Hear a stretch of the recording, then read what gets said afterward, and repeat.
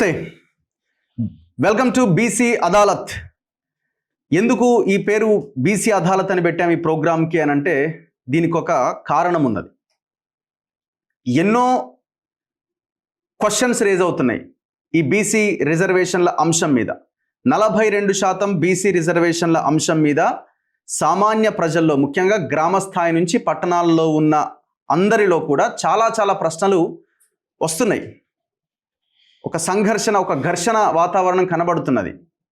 So అసలు ఇది సాధ్యమా, సాధ్యం కాదా, సాధ్యం అవడానికి ఏం చేయాలి, ఇట్లా రకరకాలుగా చాలా అంశాలు ప్రజల మెదళ్లను తొలిచేస్తున్నాయి. సో వీటన్నింటికి ఈ బీసీ అదాలత్లో పూర్తిగా ఒక క్లారిటీ రాబోతున్నది.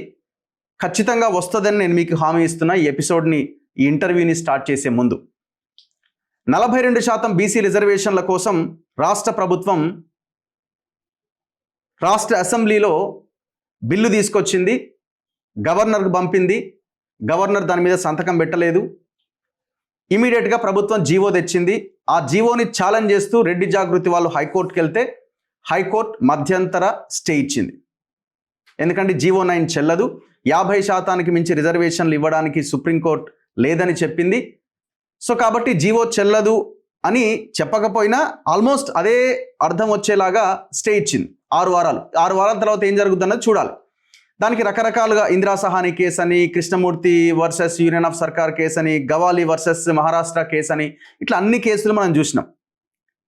ఈ తీర్పులో మధ్యంతర స్టేలో ఇవన్నీ అంశాలని హైకోర్టు చెప్పింది. ఇప్పుడు మళ్ళీ ప్రభుత్వం స్పెషల్ లీవ్ పిటిషన్ వేసింది సుప్రీంకోర్టులో. ఎవరైతే ఈ రిజర్వేషన్స్ ఇవ్వద్దు అన్న పిటిషనర్లు ఉన్నారో రెడ్డి జాగృతి వాళ్ళు ఆల్రెడీ కేవియట్ వేసి రెడీగా ఉన్నారు. మళ్ళీ అక్కడ ఆర్గ్యుమెంట్ జరగబోతున్నాయి. సో ఈ జీవో ద్వారా సాధ్యమా కాదా అన్నది ఒకటి. రెండోది, అన్నింటికీ పరిష్కారం 9th షెడ్యూల్ మాత్రమే అన్నది ఇంకొకటి. మరి 9th షెడ్యూల్ ఏంటి? ఈ 9th షెడ్యూల్లో పెట్టడం ద్వారా అంత గొప్పగా రక్షణ ఎట్లా ఈ 42% రిజర్వేషన్లకి దొరుకుతుంది? ఇచ్చిన ఈ రిజర్వేషన్స్లో మళ్ళీ బీసీ క్లాసిఫికేషన్, ఉపవర్గీకరణ అంటున్నారు కదా, బీసీఏ, బి, డి, ఈ వర్గీకరణ ఎందుకు చేయలేదు, ఎందుకు చేయాల్సిన అవసరం ఉంది? ఇట్లాంటి చాలా అంశాలు ఉన్నాయి. అందులో భాగంగా ఎవరికి వాళ్ళుగా పోరాటం చేస్తున్నారు. బీసీ జేఏసీ అని ఒకరు ఫామ్ చేశారు. 42% రిజర్వేషన్ సాధన సమితి అని ఇంకొకరు ఉద్యమాన్ని స్టార్ట్ చేశారు. ఇంకొంతమంది పార్టీలే పెట్టారు. ఇట్లా ఎవరి మూమెంట్ వాళ్ళు తీసుకొచ్చే ప్రయత్నం చేస్తున్నారు అల్టిమేట్గా ఈ రిజర్వేషన్ల సాధన కోసం. సో నా ముందు ఈ చర్చలో ఈ 42% రిజర్వేషన్ సాధన సమితి పేరుతో నిన్ననే సోమాజిగూడ ప్రెస్ క్లబ్లో ఒక సమావేశాన్ని ఏర్పాటు చేయడం జరిగింది. ఇవాళ అన్ని పేపర్స్లో ఆ వార్త హైలైట్ అయింది. సో ఆ ప్రతినిధులు ఇవాళ మన డిబేట్లో ఉన్నారు. ఈ డిబేట్కి మనం బీసీ అదాలత్ అని పేరు పెడుతున్నాం. సో అదాలత్ అంటే దీని మీద అన్నీ తెలిసిన ఒక గొప్ప వ్యక్తి ఉండాలి కాబట్టి జస్టిస్ ఈశ్వరయ్య గారిని ఈ ఇంటర్వ్యూకి తీసుకురావడం జరిగింది, డిబేట్కి తీసుకురావడం జరిగింది. సార్ నమస్తే. నమస్కారం. సో సార్ కూడా ఈ 42% రిజర్వేషన్ సాధన సమితిలో ప్రతినిధిగా ఉన్నారు. నెక్స్ట్, తెలంగాణ ఇంటలెక్చువల్ ఫోరం నుంచి మాజీ ఐఏఎస్ చిరంజీవులు గారు ఉన్నారు. చిరంజీవులు గారు కూడా ఈ సాధన సమితిలో ప్రతినిధిగా కొనసాగుతున్నారు. సార్ నమస్తే అండ్ వెల్కమ్. నమస్తే. యా. అండ్ ధర్మ సమాజ్ పార్టీ రాష్ట్ర అధ్యక్షులు డాక్టర్ విశారదన్ మహారాజ్ గారు సేమ్ ఈ 42% రిజర్వేషన్ సాధన సమితిలో ప్రతినిధిగా కొనసాగుతున్నారు. వెల్కమ్ విశారదన్ గారు. సో నాతో పాటు మీరు కూడా జడ్జి గారిని క్వశ్చన్స్ అడగొచ్చు. సో ఇది మీకు కూడా అవకాశం ఉంది. ఎందుకంటే సార్ అన్ని అంశాల మీద జడ్జిగా పనిచేశారు అండ్ సీనియర్ న్యాయవాదిగా పనిచేశారు కాబట్టి సార్కి చాలా అవగాహన ఉన్నది. అండ్ దట్టు ఈ రిజర్వేషన్ల అంశం మీద సారు కొన్ని తీర్పులు కూడా ఇచ్చినటువంటి దాంట్లో పాలు పంచుకున్న సందర్భం కూడా ఉన్నది. సార్ ముందుగా మిమ్మల్ని అడుగుతున్న ప్రశ్న ఏంటంటే, అసలు రాజ్యాంగంలో ఈ 50% మించి రిజర్వేషన్స్ ఇవ్వద్దు అన్న మౌలికమైన అంశం ఏమైనా పొందుపరచబడి ఉన్నదా ఈ రిజర్వేషన్ల మీద? రాజ్యాంగంలో ఎక్కడ కూడా ఏ ఆర్టికల్ కూడా ఈ అప్పర్ సీలింగ్ లిమిట్ 50% దాటకూడదు బీసీలకు అని ఎక్కడ లేదు. కానీ ఎస్సీలకు ఎస్టీలకు మాత్రము చట్టసభ, లోక్సభ అండ్ రాజ్యసభలో, అసెంబ్లీలో మాత్రం ప్రపోర్షనేట్ టు పాపులేషన్ ఉండాలని రాజ్యాంగ ప్రావిజన్స్ ఉన్నాయి. ఇప్పుడు చట్టసభలనే ఉన్నప్పుడు ఇక్కడ ఎందుకు వేయకూడదని ఈ విద్యా ఉద్యోగాల్లో కూడా ఇస్తూ ఉన్నారు. కానీ లోకల్ బాడీస్లో వాళ్ళకు కూడా లేకుండే. విచిత్రంగా. అప్పుడు మనకు ఫస్ట్ ఈ రాజ్యాంగంలో ఎక్కడ లేకపోయినా కొన్ని రాష్ట్ర ప్రభుత్వాలు 50% దాటి రిజర్వేషన్స్ ఫస్ట్ మైసూర్లో చేసినప్పుడు, లేకపోతే అక్కడిక్కడ చేసినప్పుడు సుప్రీంకోర్టు ఇంటర్ఫియర్ అయ్యి మీకు 50% రిజర్వేషన్స్ దాటకుండా ఉండాలా, ఎందుకంటే అది రాజ్యాంగ ఫండమెంటల్ రైట్స్కి వ్యతిరేకంగా ఉంటుంది, మెరిట్కు వ్యతిరేకం ఉంటుంది ఇది అని వాళ్ళకి అక్కడున్న సవర్ణులు బ్రాహ్మణ బనియ క్షత్రియులే కాబట్టి వాళ్ళకు ఒక ఇంటర్ప్రిటేషన్ చేసి రాజ్యాంగ ఫలాలు బీసీలకు అందకూడదని ఒక చిత్తశుద్ధితో ఇచ్చిన జడ్జిమెంట్లు కావు, కానీ రాజ్యాంగ కాన్స్టిట్యూషన్లో జడ్జిమెంట్స్ ప్రకారం 50% దాటకూడదని జడ్జిమెంట్ లాగాని ఈ యొక్క సో రాజ్యాంగంలో ఎక్కడ లేదు. రాజ్యాంగం కేవలం జనాభా ప్రాతిపదికన ఎస్సీ ఎస్టీలకు రిజర్వేషన్స్ కల్పించవచ్చు అని మాత్రమే చెప్పింది. బీసీ రిజర్వేషన్ల మీద ఎక్కడ లేదు, రాజ్యాంగంలో ఉందా ఇవ్వాలని కూడా ఎక్కడ లేదు. ఎక్కడ బీసీ రిజర్వేషన్స్ లో రిజర్వేషన్స్ ఇవ్వాలని ఫస్ట్ 19 రాజ్యాంగం చేసినప్పుడు అసలు BC SC ST reservations SC ఎస్టీలకు ఉంది కానీ బీసీలకు రిజర్వేషన్స్ లేదు. ఆర్టికల్ 340 ఒకటే పెట్టి ఆర్టికల్ 340 సోషల్లీ ఎడ్యుకేషనల్లీ బ్యాక్వర్డ్ క్లాసెస్ని గుర్తించి వాళ్ళు అనుభవించేటువంటి కష్ట సుఖాలు స్థితిగతులను వాళ్ళకున్న ఎట్లా ఉంది అని అన్ని పూర్వపరాలు పరిశీలించి వాళ్ళకు తగిన నిర్ణయాలు తీసుకునే హక్కు ఒక రాష్ట్రపతి కమిషన్ వేసి వాళ్ళు చేసుకోవాలని ఆర్టికల్ 340 ప్రకారం చెప్తుంది. 340 ప్రకారం మండల్ కమిషన్ ని అప్పుడు అంతకంటే ముందు కాకా కలేకర్ కమిషన్ రిపోర్ట్ ఇచ్చినా అది ఇంప్లిమెంట్ చేయలేదు, చిత్తశుద్ధి లేక కాంగ్రెస్ గవర్నమెంట్ కి.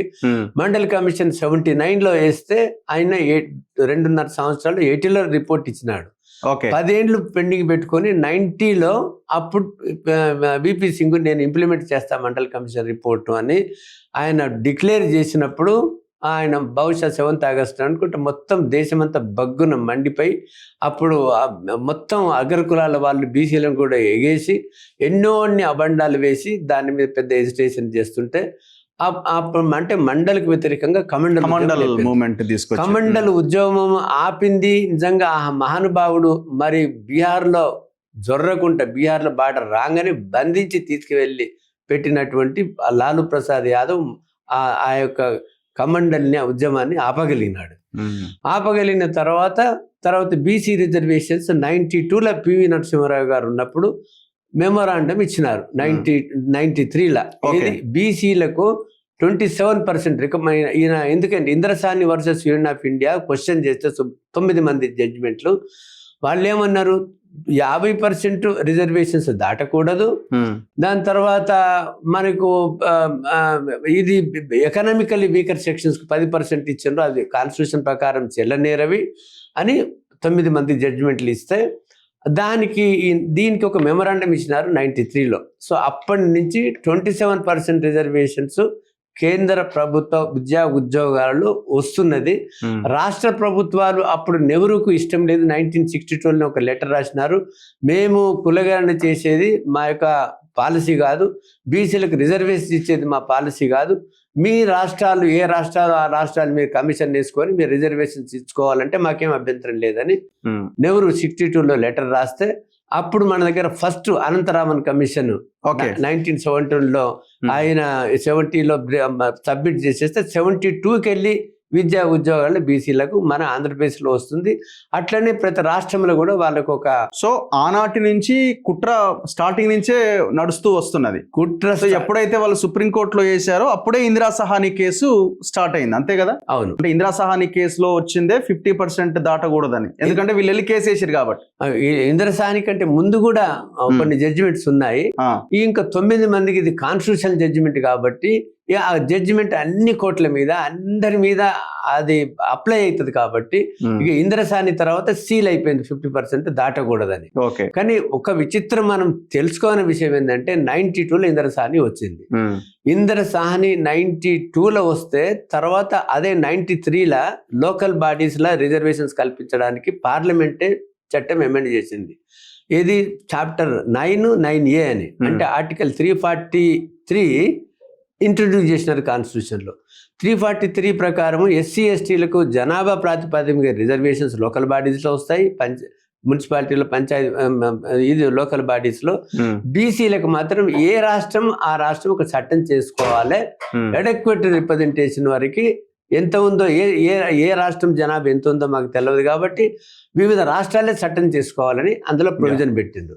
పెట్టినప్పుడు మన దగ్గర 92 అమెండ్మెంట్ వచ్చినాక first time AP Panchayati Raj act 1994 వచ్చింది మన దగ్గర. ఓకే. పంచాయతీరాజ్ ఉంది కానీ రిజర్వేషన్స్ ఫస్ట్ టైం మనకు 94లో 34% రిజర్వేషన్స్ ఉన్నది. కల్పించారు ఉమ్మడి ఆంధ్రప్రదేశ్లో. సో 94 నుంచి 2012 వరకు మనకు 34% రిజర్వేషన్స్ మనం ఇంప్లిమెంట్ చేసుకున్నాము. అది బ్రేక్ పడ్డది 2017లో బ్రేక్ పడింది. అది అంటే మళ్ళీ ఎవరో కోర్టుకి వెళ్ళి మా- ఈ 34% వల్ల 50% దాటుతుందని మళ్ళీ కేసు వేసి అప్పుడు కేసీఆర్ అంటే అప్పుడు